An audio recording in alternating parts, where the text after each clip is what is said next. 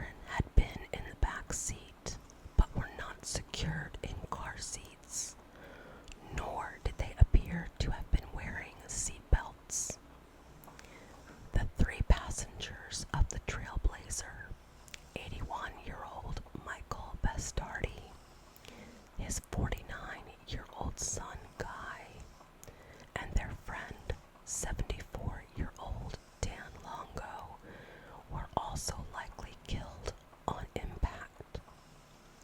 The two passengers in the tracker received only minor injuries. Schuler's 5-year-old son Brian and one of her nieces initially survived the crash and were taken to a local hospital. Though he suffered from severe head trauma and several broken bones, Brian would ultimately survive his ordeal. Unfortunately, Diane's niece would not. Of those that responded to the crash, the first two were fellow drivers who had witnessed the ordeal. As soon as they saw what had happened, they rushed to help, pulling Diane Schuler and her kids out of the van. They almost missed Brian as he was under his siblings and cousins. As they pulled Diane Schuler out, they reported seeing a large bottle of Absolute vodka broken on the floor of the driver's side, a report that would be taken into account when the medical examiner performed the autopsy.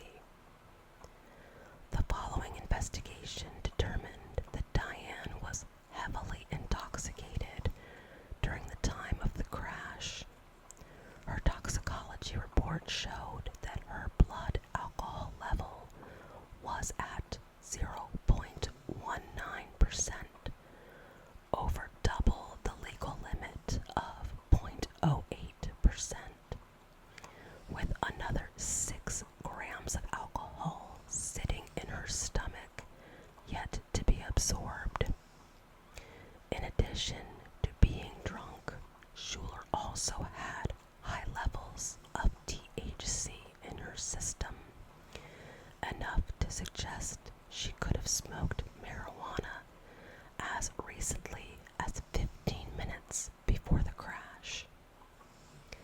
Investigators noted that the toxicology report lined up with the vodka bottle found at the scene. It also explained the handful of witnesses who had reported seeing Schuler driving erratically. Those claiming to see a woman vomiting on the side of the road, and the daughter's phone call claiming Schuler was having trouble seeing and thinking clearly. Diane Schuler's family, however, denied all allegations of intoxication, and several people Schuler had interacted with over the course of the morning backed up the family's claims. Unless you believe that a woman who's like a PTA Mom of the Year decides this is the day I don't give a damn, I'm going to have 8 or 10 shots and smoke a joint in front of my kids and nieces, then something else had to have happened, said Diane's husband Daniel. The Hunter Lake Campground co-owner, who was also a friend of the Schulers, spoke with Diane before she departed and claimed that she appeared sober. A gas station employee from whom Diane Schuler had attempted to buy over-the-counter painkillers vigorously denied that she had been drunk. I know for a fact she wasn't drunk when she came into the station, he said in a news report. She was fine, but she did ask for Tylenol. Schuler did not end up purchasing the painkiller, as the station was sold out of it. Then it was thought that Diane may have had an abscessed tooth, as she'd been seen rubbing her cheek, although she hadn't complained of pain. The McDonald's employees also denied that Schuler was intoxicated,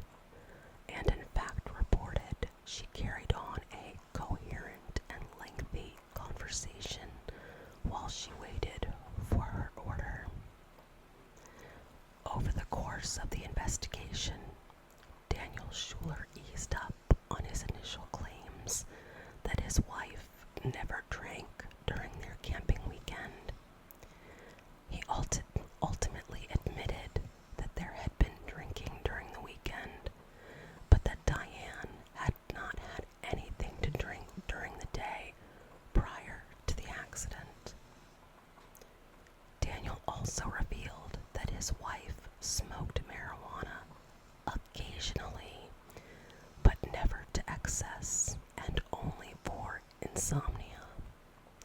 But later reports revealed a statement made by Daniel's sister that claimed she smoked on a regular basis. In an attempt to prove that his wife had not been intoxicated, Daniel Schuler and his attorney issued a statement that claimed Diane had been driving erratically due to a medical issue such as a stroke rather than intoxication. They even suggested she could have had an embolism or a heart attack, though all claims of medical issues were refuted by the autopsy report. Eventually, despite the Schuler team's efforts, investigators ruled the crash a homicide after claiming the deaths were caused by negligent driving. Due to the crash and the almost made it. Due to the crash and the publicity of it, the governor of New York, David Patterson, proposed the Child Passenger Protection Act, which would make it a felony to drive while intoxicated with a child under the age of 16 in the car. Today, Daniel Schuler continues to refute claims that his wife is anything short of the perfect woman. He recalls her as reliable, trustworthy, and honest, and denies her victims' families' claims that she was a murderer. None of her friends or family members believe she knowingly put any children in danger. Daniel is still trying to prove there was a medical reason for her actions. I actually first heard about this case many years ago when I watched a documentary on HBO called There's Something Wrong with Aunt Diane. Kind of the story from the documentary is Diane grew up with, I think, 3 brothers. Their mother left their father and them for the next door neighbor, so they did not really have a relationship with their mother, and Diane had to kind of take care of everybody in the family growing up because they had no mother there. Went to college, had a very good job at the time of the crash, and this was, 16 years ago. She was making over $100,000 a year. So she had a corporate job. She was involved in all of her children's school activities. She was always doing everything at home, laundry, cleaning, everything for their children. And her husband Daniel worked, I think, like a second shift job. Sorry guys, that was loud. But for how put together she appeared to people in her daily life, she apparently did smoke weed regularly and may have had a drinking problem to cope with the stress of her job and raising 2 kids and the past trauma with her mother having left. The crash itself, when the 2 men came up to her car to assess the damage, the car had actually burst into flames. They didn't see a driver in the car, but when they pulled open the driver's door, Diane Schuler rolled out of the vehicle onto their feet and was clearly already deceased. They saw a pile of children in the back seat of this burning car and pulled all these kids out and were hoping that they would be able to revive them, but there were multiple fatalities at the scene. Brian, Diane's son, was the only survivor of that crash, so her daughter was killed and her 3 nieces, which were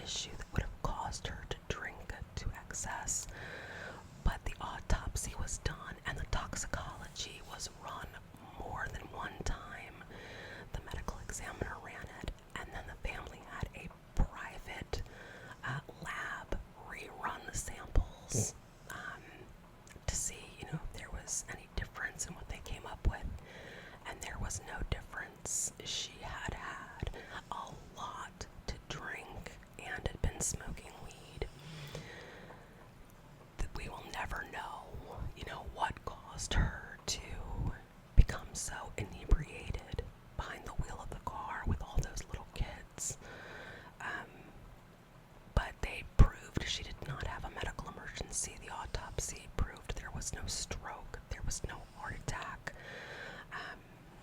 So it's really just a mystery as to why she did what she did, and if she was just a closeted alcoholic. And nobody knew because she was always so in control. It never occurred to anybody that she had a problem. But I think that was the worst traffic fatality case in the state of New York since like 1934. But yeah, killed herself and 7 other people.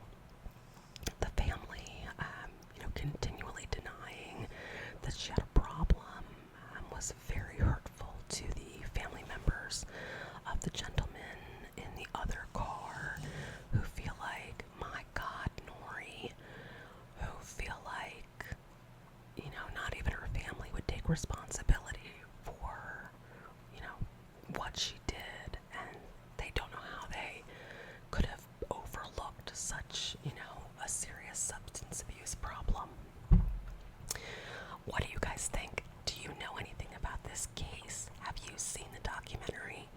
If you have HBO Max, you can stream it. It's called There's Something Wrong with Aunt Diane. The documentary is graphic. They show scenes from the accident. So you see Diane Schuler deceased.